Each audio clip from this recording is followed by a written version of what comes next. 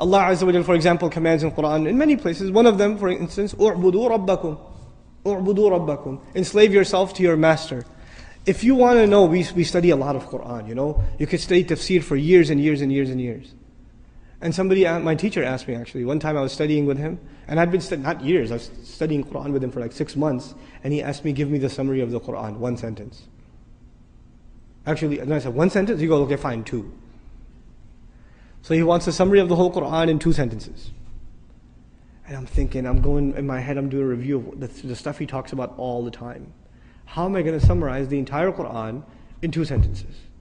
And I remembered what he said, and I used it, and he said, you're right. Alhamdulillah. Here's what it was. Number 1, accept Allah as master and accept yourself as slave. A lot of people accept Allah as master, but they still don't accept themselves as slave. Just accept it. Internalize that He is master, you are slave. Accept that. Number 1. And after you accept that, the second sentence, accept that this guidance is only beneficial to people who accept themselves as slaves. That's it. You say, Iyaka na'budu, you accept yourself as slave. Then what are you ready for? Ihdina sirat. Guidance. Slavery and guidance is the summary of the entire Quran. The Quran began with slavery, Iyaka na'budu. It begins with slavery, and at the end, again, he calls himself master, which alludes to us as what? If he's the master of the people are his slaves. Ends with slavery. So this is the heart of the matter. A lot of people have no hard time accepting Allah as the creator. That's okay. That's not the hard part. Or accepting Allah as merciful, or as wise, or as powerful, or as one. All of that stuff's easy. Because if you accept Allah as one, there may not be any implications on you. Allah is one, that's nice, I'm still going to do what I'm going to do. Allah is really merciful, great.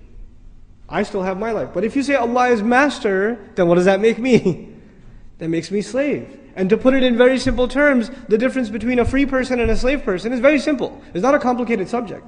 The difference between a free person and a slave person is, a free person does whatever he or she wants. What does a slave do? A slave cannot do what he or she wants. If a slave did what he or she wanted, then they would be considered free. The only thing that makes them a slave is they do what the master wants. If you accept that your will comes under the will of Allah, your will has to be submitted like a slave before the will of the master. Then you've understood what this book is, what this message is. That's the summary of this message. It sounds very simple. It takes 5 minutes to explain, but internalizing that is a lifelong struggle.